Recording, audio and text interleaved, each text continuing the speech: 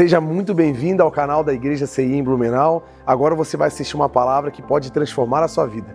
Eu quero convidar você a identificar alguém que você conhece, que precisa ouvir essa mensagem, e você envie essa mensagem para ela para que ela seja abençoada. Gostaria muito que você conhecesse as redes sociais da nossa igreja para conhecer um pouco mais dos projetos sociais que trabalhamos e você possa ficar por dentro de tudo que acontece aqui no CI em Blumenau. Deus abençoe e fique agora com a palavra. Então, como o Evangelho de João é um evangelho muito pessoal, no capítulo 3 do Evangelho de João, ele vai falar com um homem chamado Nicodemos, com um homem da religião, um homem que conhece a Bíblia, um homem que sabe, né? Um homem que tem um entendimento, tenha determinado conhecimento, mas ele não conseguia tocar a realidade. E Deus tinha que entrar dentro do coração daquele homem e ele começou a mexer em coisas profundas, coisas assim essenciais e verdadeiras. Irmãos, se você quer ser restaurado no seu coração, você precisa abri-lo para o Senhor mexer em coisas que você não quer. Amém? Determinadas áreas que você às vezes está aqui na igreja, Senhor, por favor, eu estou com uma determinada dor de cabeça espiritual, vamos dizer assim, e eu quero só um analgésico para tirar aquela dor de cabeça, mas eu não quero tratar o que é interno, aquilo que realmente precisa ser tratado. Esquece. O Senhor é o médico dos médicos, é o especialista dos especialistas, e Ele vai não apenas tratar o sintoma, mas a causa do porquê que nós estamos assim. Então Ele vai mexer em áreas que você de repente tem muito medo. É um Deus, e tanto que Deus falou para João, ó, os filhos de Deus, eles se aproximam da luz, a fim de que a obra de Deus seja manifesta na sua vida. Mas aqueles que são filhos das trevas, aquela pessoa que é religiosa, ela procura se afastar da luz, ela não quer ser exposta com aquilo que Deus vai mostrar dentro do coração daquela pessoa. Tem medo, muito medo. Por isso que ela não quer se afastar, ela não quer se aproximar. Então ela quer viver uma vida superficial. Gente, nós não estamos aqui para ser uma igreja superficial. Nós estamos aqui para ter estrutura, fundamento, força, fortaleza, uma igreja com autoridade, uma igreja com peso. Eu já ouvi falar que tem igrejas que têm portas largas e gigantescas, que entra um monte de gente para aquela igreja, mas a porta de entrada é o mesmo tamanho da saída. Então, às vezes a gente vê irmãos chegando e indo embora, chegando e indo embora. Não, nós devemos ser uma igreja bem estruturada, para aquele que chega, fica. Amém? E para isso nós precisamos ser curados e restaurados dentro do nosso coração, em nome de Jesus. Então, nós não estamos aqui, irmãos, para sermos fracos ou frágeis, mas para sermos fortalecidos em Deus em todas as áreas. Aí Deus, em João capítulo 3, fala com o religioso. No capítulo 4, ele fala de uma forma íntima, de uma forma pessoal, de uma forma diferenciada com uma mulher samaritana. Os dois melhores sermões de Jesus foi pregado por uma única pessoa. Eu entendo assim. O maior sermão é o sermão do monte, né? Sermão do monte. Mas os dois sermões mais pessoais foi para o Nicodemos e foi para a mulher samaritana. Porque Deus mexeu em áreas incríveis. Expôs ela que ela tinha vários maridos, expôs ela que ela tinha crise de identidade da sua adoração, expôs ela em todos os sentidos, e Deus vai nos expor, para Ele nos colocar na realidade. Amém? Deus vai nos colocar na realidade, já está nos colocando nisso. Então, Jesus, quando Ele fala essas coisas, Jesus parece que ele fala uma frase, que para mim é como fosse o cerne, o âmago, né? Como se fosse realmente algo tremendo, sabe?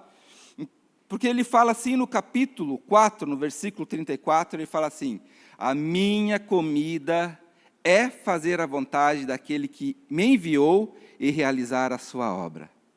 Este é o espírito que Jesus estava dentro do seu coração. Ele via os corações das pessoas e ele sentia assim, não, Deus vai realizar uma grande obra naquele ser. Então, a minha comida, a minha vontade, a minha essência, o porquê eu estou aqui, a minha identidade, o meu fundamento, o meu porquê de existência é o quê? Fazer a vontade daquele que me enviou, entender a vontade. Ele era a própria vontade de Deus e realizar essa vontade. Então, nós estamos aqui para entender a vontade de Deus e fazer a vontade de Deus. Amém? Aí, irmãos, aí você está vitaminado, em nome de Jesus, cheio do poder de Deus, da unção do Espírito Santo. Porque você não está aqui de uma forma religiosa, apenas recebendo conhecimento, engodando como uma ovelha gorda, que só engorda, e no final das contas não exercita as faculdades de Deus, do Espírito Santo, que é o quê? Conhecer a vontade de Deus e realizar a sua obra. Amém? Aí veio, então, algo que Deus ele falou, que nós precisamos, amados, urgentemente, é o quê? De luz. Mateus capítulo 4, versículo 16, Deus fala assim: o povo que estava assentado em trevas viu uma grande luz, e aos que estavam assentados nas regiões da sombra da morte, raiou a luz raiou. Então, todo ser humano em si, ele é cego espiritualmente. Mas, por que nós somos cegos espiritualmente? Porque Deus é luz, e nós precisamos o quê? De visão. A luz é o quê? A percepção de como nós recebemos essa luz. E nós precisamos receber essa identidade, essa luz, abrir os nossos olhos. Porque um cego guiando outro cego, ambos cairão no barranco. E Deus, então, para que nós venhamos ter a clareza, a visão clara, uma visão longínqua, enxergarmos longe, com identidade, com discernimento, nós precisamos captar esta luz. A luz é o que? A revelação de quem Deus é em nossa vida. Então, existia então aqui duas formas de luz. Para os judeus, eles estavam como perdidos. Ele fala assim, o povo que estava assentado em trevas viu grande luz. Mas os que estavam assentados na sombra da morte, os gentios. Esses viram grande luz. Esse também raiou uma luz. Houve uma esperança. Quando Cristo se mostra, a gente começa a entender e enxergar as coisas. Nós nos frustramos porque nós temos áreas que nós estamos cegos. Nós estamos ceguetinha. Cegueta, precisamos da revelação de Deus. E nós precisamos enxergar melhor. Aí Jesus chega no capítulo 5, que diz assim: depois disso, versículo 1, pode botar. Depois disso, havia uma festa entre os judeus, e Jesus subiu a Jerusalém. Ora, em Jerusalém, próximo às portas das ovelhas, um tanque chamado em hebreu Betesda, o qual tem 5 alpendres. Amém? Pode botar o slide, por favor. Como é que funcionava a festa judaica? Esse portão aqui chama-se o portão dourado. Está vendo que ele está fechado hoje. Tá? O portão dourado é o principal portão de acesso que existia ao templo. Dali existia uma rampa e ia direto ao templo. Naquela abóboda lá, hoje há uma mesquita muçulmana, mas ali naquele local era o templo do Senhor. Vocês estão enxergando bem? Tinha uma abóboda, tá? E tem uma profecia em Ezequiel ou Jeremias, que fala que o príncipe, o Messias, entraria por aqueles portões ali. E em 1541, um homem chamado Solimão, um sultão, chamado O Magnífico, sabendo dessa profecia do povo de Israel, para que o Messias judeu não viesse, ele fechou aquele muro, aquele portão, para que ninguém tivesse acesso a esse portão, e ninguém mais adentrasse a este portão, o portão dourado, que era o principal portão de acesso para Israel. Só que, além de ele fechar aquele portão, ele foi mais ousado ainda. Ele colocou naquele lugar onde vocês estão vendo ali embaixo, em branco, são lápides, um cemitério. Aquele cemitério é um cemitério, então, muçulmano, porque o Messias jamais pisaria em uma terra contaminada. Mas eu louvo o nome do Senhor, porque lá, segundo as profecias, no dia que fala assim, que quando o Messias entrasse dentro daquele portão, esse portão seria fechado. E o Senhor entrou. Hosana, Hosana, seja o filho de Davi. Hosana, aquele que vem em nome do Senhor. O Senhor entrou com humildade por meio do jumentinho, entrou ali como Rei dos Reis, Senhor dos Senhores. E esse portão dourado, amado, representa a nossa vida, onde Deus ele vem assim, Hosana, salva-nos, salva-nos, salva-nos. Então Cristo entrou dentro de nós e enviou o seu Espírito Santo no portão dourado, do portão da honra, e agora ele está ali, está fazendo um processo de salvação. Hosana significa salvação. Amém? Não tenhamos medo do processo de salvação que Deus tem feito. Ele entrou naquele portão, e na segunda vinda de Cristo, ele diz que vai ressuscitar os mortos. Glória a Deus. e ele vai vir em glória. E esse portão, Deus, ele novamente entrará em glória novamente. Amém? Glória a Deus. Mas só que diz esse tanque aqui, essa passagem, que existia um outro portão, chamado as Portas das Ovelhas, hoje chamada a Porta do Leão. Pode botar o segundo slide? Essa portinha aí, ó, diz que quando eles foram reconstruir os muros, sobrou um espaço, um buraco, eles não sabiam nem o que fazer naquele local. E aí eles pensaram, não, vamos fazer uma portinha para que as ovelhas pudessem adentrar dentro de um tanque e pudesse molhar o pelo daquelas ovelhas e pudesse ver se aquela pele daquele animal estava saudável, sim ou não. Então, ali era uma porta das ovelhas, onde as ovelhas vinham para ser sacrificadas. Amém? Então, Jesus, ele veio, né, justamente como o Cordeiro de Deus, para tirar o pecado do mundo.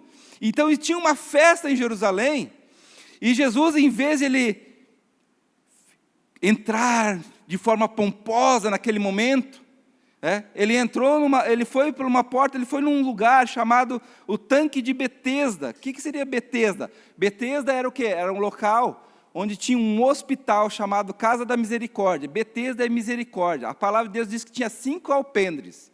O que significa 5 pavilhões? Imagina que um pavilhão é como se fosse uma estrutura de uma grande casa.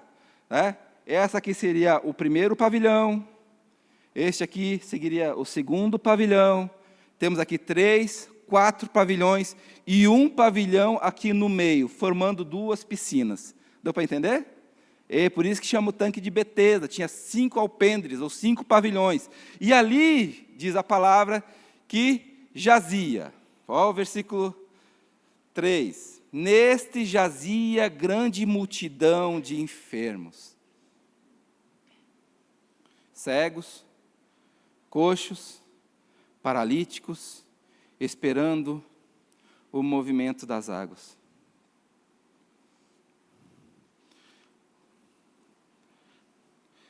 Imagina, queridos, uma grande multidão de pessoas com determinadas, vários tipos de doenças. Eles eram proibidos a adentrar no templo. Eles não podiam adentrar o templo, porque eles eram defeituosos. Era um povo que era doente e não podia entrar para adorar o Deus vivo. Ele não podia nem entrar naquele templo, naquele grande portal dourado. Eles tinham que entrar por outro lugar. Enquanto a entrada de Jerusalém ficava no lado sul, na entrada principal, a porta das ovelhas ficava às portas dos fundos. A porta onde todo mundo despreza. De um tipo de povo que todo mundo despreza.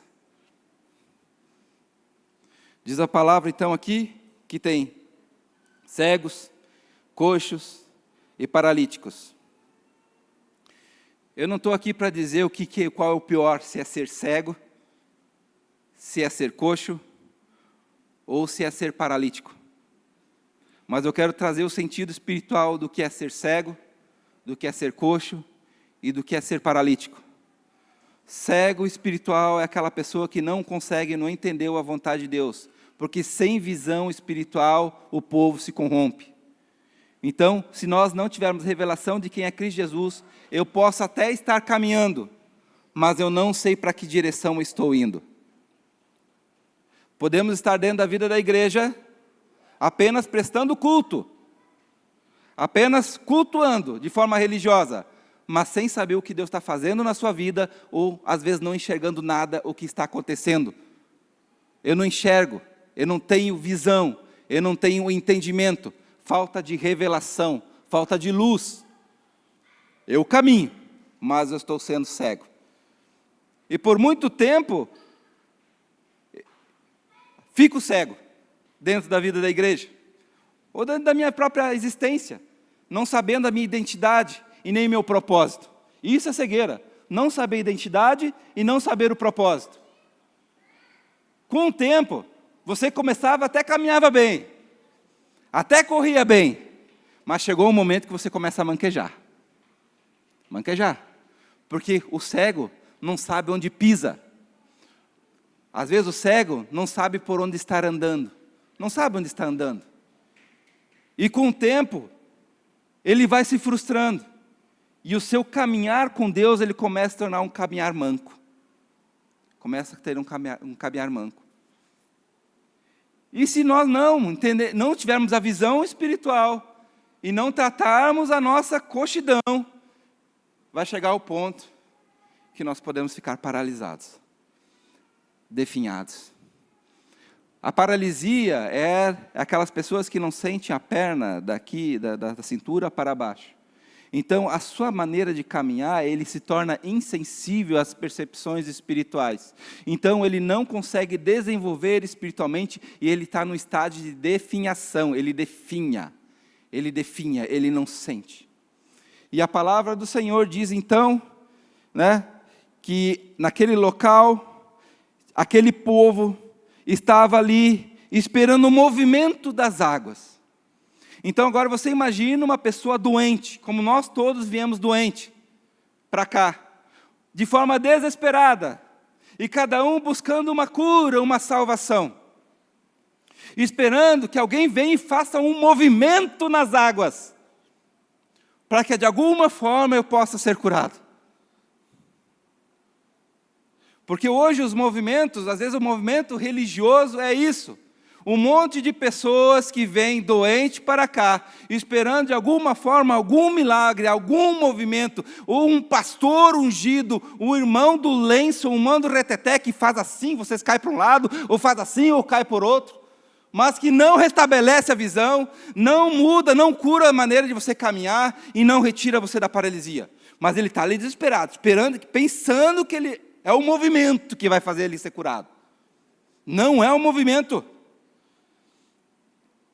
E diz ali que então descia um anjo, agitava as águas, e aí as pessoas estavam tudo ali, naquele tanque de Betesda, todo mundo desesperado, esperando alcançar a bênção.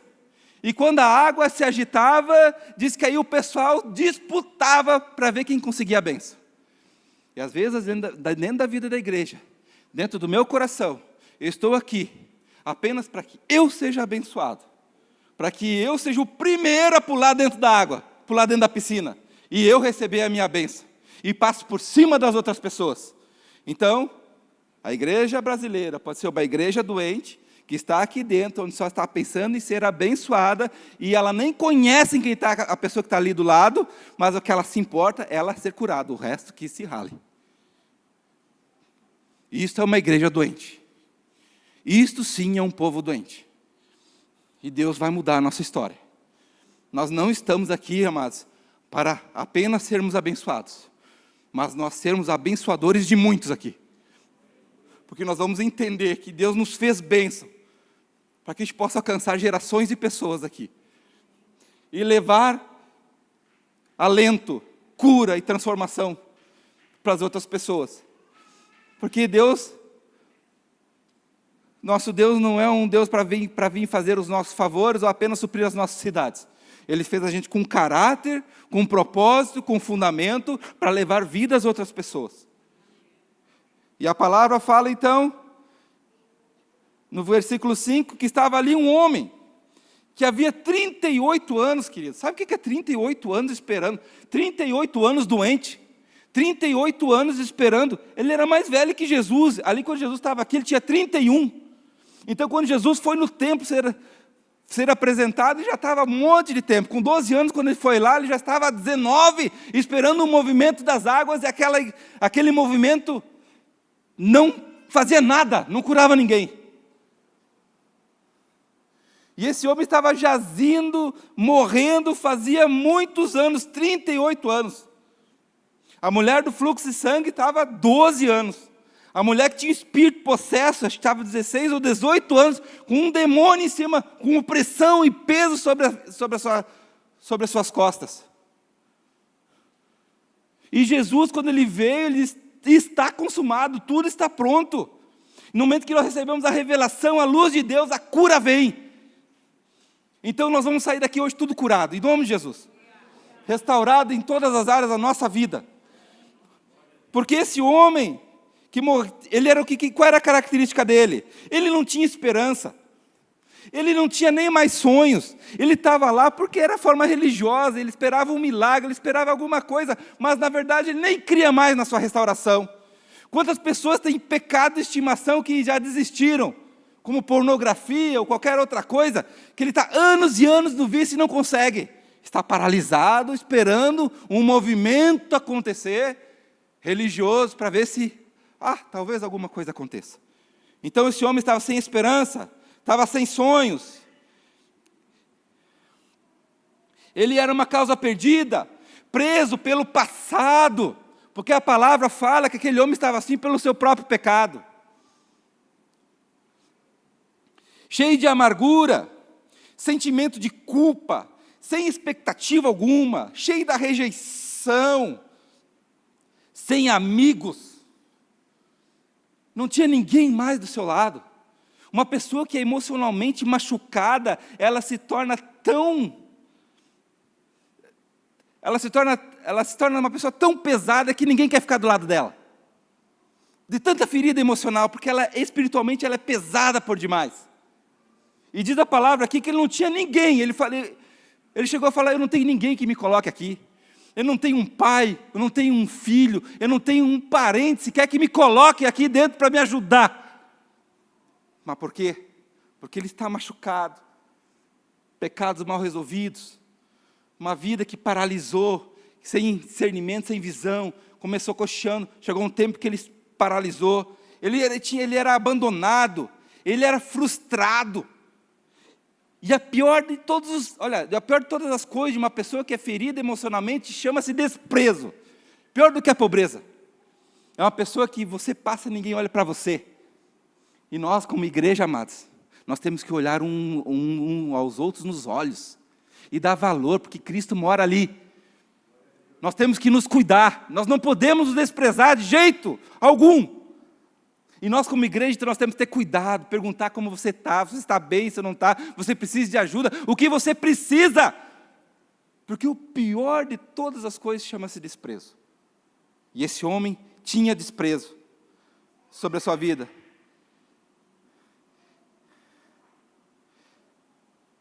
Ele era quebrado, desanimado, ele era um homem atrofiado, ele era sem saúde, e ele era um homem sem paz. Todas as características estavam dentro daquele coração daquele homem. Mas chegou um dia,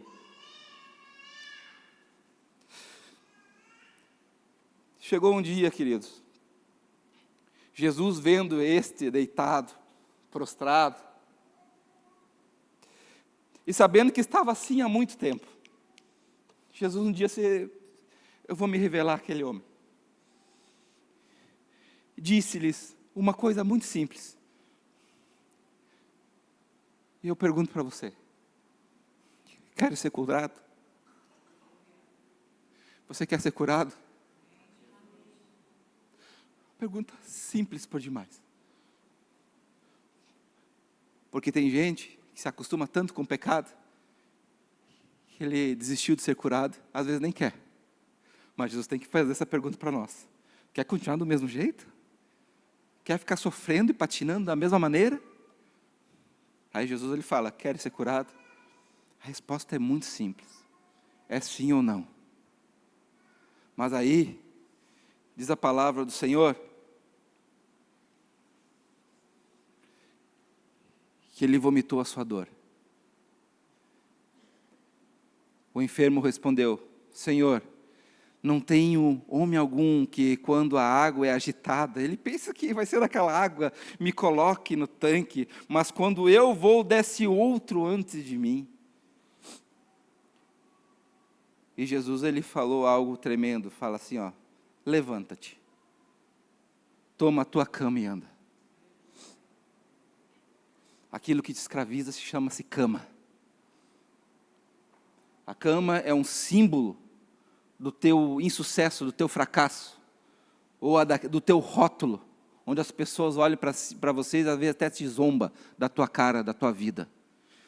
Mas aquilo que um dia era um sinal de paralisia, era um sinal de vergonha, Jesus ele fala assim, agora tu levanta meu filho, e leva essa cama e mostrando assim, hoje eu não sou mais escravo disso.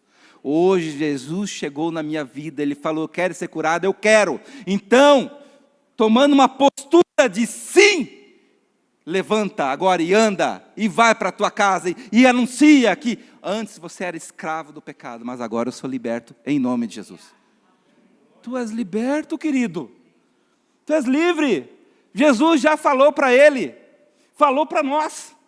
Querem ser curado? Eu quero. Então levanta e anda, não precisa mais ficar paralisado. Você foi chamado para agir, você foi chamado para andar.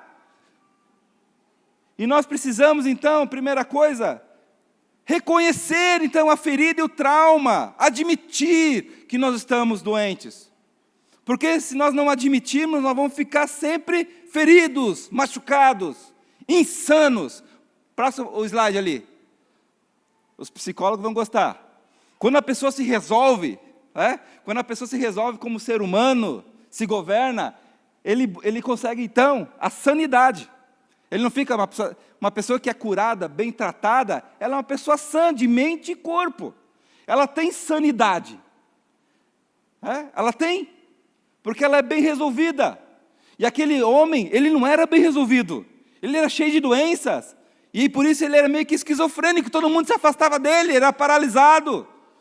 Então o pecado deixa a nossa alma uma bagunça. Mas Jesus veio e restaurou a nossa sanidade. Mas não é apenas a nossa sanidade psicológica que Deus vai nos restaurar. Com a cruz de Cristo, vai aí. Apenas um T. Apenas a cruz de Cristo. Além da sanidade mental, equilíbrio emocional, Deus nos dá santidade.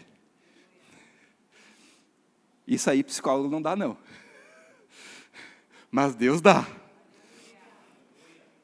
Sanidade, pode procurar um psicólogo que ele vai dar sanidade para você, vai dar equilíbrio, vai te ajudar, tudo mais. Mas quando Cristo chega e cura, Ele te dá, além de sanidade, dá santidade. Amém? Glória a Deus. Uma mudança verdadeira, uma limpeza interna. Então nós precisamos então reconhecer a ferida e o trauma e admitir. Precisamos perdoar constantemente a si mesmos e as pessoas envolvidas. Entregar a sua vida e o seu direito para Jesus. São os 3 passos que nós devemos fazer. Primeiro, reconhecer o nosso pecado. Reconhecer os nossos erros. O segundo é perdoar constantemente a si mesmos e as pessoas que te machucaram e te abandonaram. E o próximo passo é entregar a sua vida e o seu direito para Jesus. Deus que sabe o que aconteceu. Foi vontade dEle para criar um caráter inabalável, para que um dia, de uma certa forma, Deus me use com poder e autoridade, aonde eu sofri. Aonde abundou o pecado, vai superabundar a graça. Aonde eu estava doente, ali Deus vai me usar para curar. Então, nada que você passa é em vão. Então, se você sofreu muito, muita graça você tem. Se você passou, às vezes, por um aborto espontâneo, uma perda de um filho, problema de casamento, Deus ali vai fazer um milagre. E amanhã ou depois você vai poder auxiliar as pessoas nessas áreas. E a igreja, assim, vai sendo restaurada e curada, não apenas por agito das águas, mas porque Deus se revela. Porque Deus dá a luz, Ele é luz. Ele abre os nossos olhos. Aí agora eu vou caminhar com passos firmes. Sejam firmes os meus passos, para que eu possa andar nos seus mandamentos. Aí agora eu não mais estou paralisado, mas eu sou uma pessoa que não está mais cansada, nem mais paralisada, mas sou uma pessoa restaurada, que caminha, que corre, que voa, porque eu sou curado. O pecado te paralisa, mas Cristo, quando cura, Ele te faz andar, e muito bem anda. Te faz andar de forma constante. Então, amados, não importa o tempo que você está doente, não importa a gravidade do seu problema, não importa as consequências que ocasionaram na sua vida, não importa o desespero e a desesperança que você esteja, não importa o número de tentativas frustradas, Deus está cuidando de você. Deus está cuidando da gente. Foi assim que Deus tratou uma pessoa doente. Quer explicação? Versículo 7, o enfermo lhe respondeu-lhe: Senhor, não tenho ninguém. Quando a água agitada, me coloque no tanque, mas enquanto eu vou, desce outro antes de mim. Jesus então agora disse: levanta e ama. Logo aquele homem ficou são, tomou sua cama e partiu. E aquele dia era sábado. Outra coisa que nós precisamos aprender sobre o descanso. Você lembra quando eu falei para vocês que a minha comida consiste em fazer a vontade do Pai e realizar a sua obra? O sábado, hoje, ele tem um significado muito importante para nós. No momento que Cristo se revela como luz e nós somos curados, nós saímos da mão do governo do pecado e entramos no sábado. O sábado é o que? É o descanso. Entrar na vida do Espírito. Então o sábado é hoje. Hoje é sábado para você. No momento que nós somos libertos espiritualmente, você entrou no sábado. Para descansar do quê? Do jugo do pecado. Que nos governava e que nos manipulava. Para que agora a gente possa trabalhar. E os religiosos fariseus, aqueles homens orgulhosos, que começaram até com boas intenções. Porque nos tempos dos Macabeus, se levantou um homem chamado Judas Macabeu, chamado o Martelo. E aquele homem tirou Israel do jugo do Império Helenista, né, do povo grego. E eles começaram um movimento de santidade. Só que eles sentaram na cadeira de Moisés. E aquilo que devia ser uma ministração de cura e transformação, aí se tornou uma pessoa religiosa, cheia de orgulho, de soberba e de altivez. Que aí quando Jesus cura, que mostra que é o Messias, eles não acreditaram. Queridos, irmãos ali da projeção, Isaías 35, 3, 6. Isso sim é vida do Espírito. Olha só, Isaías capítulo 35, verso 3, 6. Olha, isso é entrar no sábado. Confortai as mãos fracas e fortalecei os joelhos trôpegos. Quando a gente está na força da carne, a gente se cansa, a gente se esmorece. Dizei aos turbados de coração, esforçai-vos. Aquele que não tem força, esforce-se, não temas. Eis que o vosso Deus virá com vingança. A vingança contra quem? Contra a natureza do nosso pecado, contra a nossa carne. Com recompensa de Deus ele virá e vem nos salvar. Então abrirão que os olhos dos cegos. Amém, queridos? Deus está abrindo os nossos olhos, os ouvidos, os surdos ouvirão. Então os coxos saltarão como servos, e a língua dos mundos cantará, porque as águas arrebentarão no deserto, os ribeiros no ermo, e Deus vai encher a nossa vida com muita vida, vida e vida em abundância. Isso é profecia que se cumpriu. Cristo apareceu e eles não, só conseguia ver o defeito. Rompeu o sábado. Jesus é o Senhor do sábado. Ele é que nos coloca no descanso. Ele devia estar exaltando e glorificando o nome de Deus. Não, ele quebrou o sábado. Sabe por quê? O religioso ele não quer cura. A vida do religioso é só manipulação. O religioso só manipula pessoas. Ele quer um grupinho de ovelha para aplaudir ele.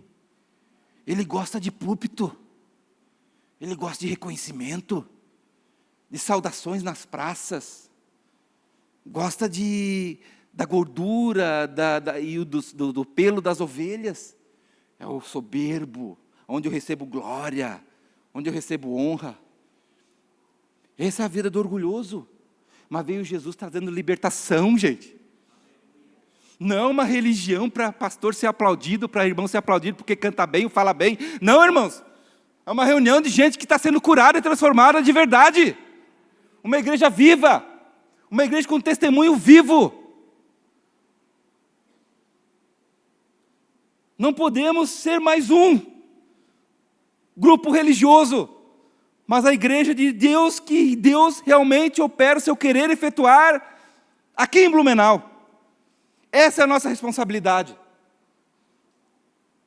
E aquele então eles queriam, quem é o homem que te diz, toma tua cama e anda? E o que fora curado não sabia, porque Jesus se havia retirado em razão naquele lugar haver grande multidão. No verso 14 de João, capítulo 5, disse Jesus, quando encontrou no templo, disse-lhe, eis que já está são, não peques mais. Não peques mais. para que não te suceda coisa pior.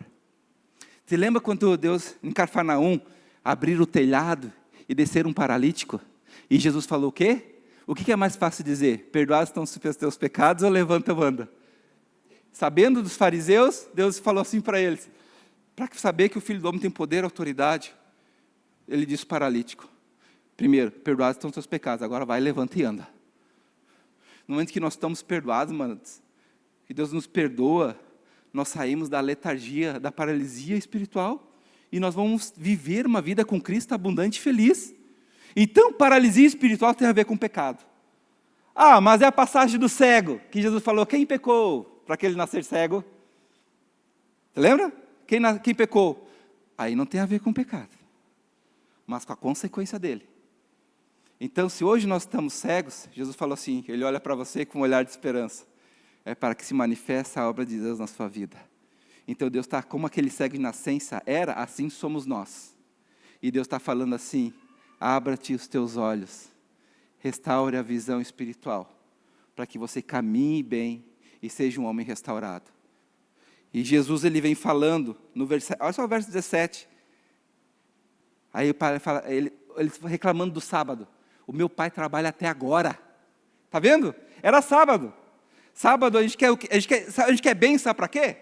Ah, Deus, eu quero consertar meus problemas para poder cruzar meus braços e viver minha aposentadoria bem. Não é assim que a gente faz? Só que Deus está te restaurando e curando para você trabalhar. E com saúde, para restaurar pessoas. O meu pai até agora trabalha. E nós vamos trabalhar também. E Deus está procurando trabalhadores. Porque quando Jesus falou que a minha comida consiste em fazer a vontade do meu pai, ele falou assim, olha, os campos já estão brancos, está faltando ceifeiro. Pessoas dispostas. E somos nós, queridos, que Deus nos dê intrepidez para ser ceifeiro. Por quê? Porque Deus fez uma obra, abriu os nossos olhos, deu visão espiritual, mostrou o seu propósito, está nos curando nossas manquidões, e agora Ele curou-nos da nossa paralisia. Agora você é um ceifeiro. Vamos ceifar. Meu pai trabalha até agora. Verso 19, na verdade vos digo, o filho por si mesmo não pode fazer nada, nem nós, se não vir fazer o pai, porque tudo quanto o pai faz, o filho faz igualmente. Então tudo aquilo que Cristo mostrou para a gente fazer, a gente é imitador dele, sede meus imitadores como eu sou de Cristo Jesus. Então você foi chamado para imitar Cristo Jesus, ceifando, curando, imitando as obras do Pai, porque o Pai me ama. Irmãos, tem uma virtude aqui neste lugar, é o louvor. Cara, que louvor maravilhoso, eu amo louvar aqui. E tem sido um tempo novo, de adoração. E no louvor eu vejo cura, eu vejo transformação. Mas se você quer realmente louvar a Deus de todo o coração, né? Porque você tem que sentir-se amado pelo Pai. O Pai ama o Filho e mostra-lhe tudo o que faz. E Ele mostrará maiores obras do que estas, para que vocês venham se maravilhar. Imagina testemunhos aflorando, pipocando aqui dentro de pessoas restauradas, casamentos restaurados, vidas restauradas, curas grandiosas, traumas sendo totalmente, pessoas sendo transformadas, renovadas. Aquele que estava morto e moribundo, carente, era uma pessoa chata que ninguém queria ficar do lado dela, mas a partir daquele momento era uma pessoa cheia de vida, e as pessoas querem ficar perto dela, porque Cristo ama ela, e ela flui o amor de Deus. Esse é o nosso chamado. Efatá, abra-se os nossos ouvidos, abra os nossos olhos para essa visão, em nome de Jesus, pois assim como o Pai, meu Deus do céu, pode chegar o louvor, último versículo, olha o poder e a autoridade que o Espírito Santo deu à sua igreja, porque assim como o Pai ressuscita os mortos e vivifica assim, também o Filho vivifica aqueles que quer. Deus te chamou para vivificar vidas. Deus te chamou para fluir muita unção. Para que você seja um instrumento na mão de Deus, que vivifica mortos. Os sinais que Jesus fazia, mostra a nossa identidade daquilo que devemos fazer hoje. Saia da morte e venha para a vida, e manifesta a vida e ressuscite mortos você também. Porque Cristo habita dentro do seu coração. Assim como o Pai ressuscita os mortos e os vivifica, assim também o Filho vivifica aqueles que quer.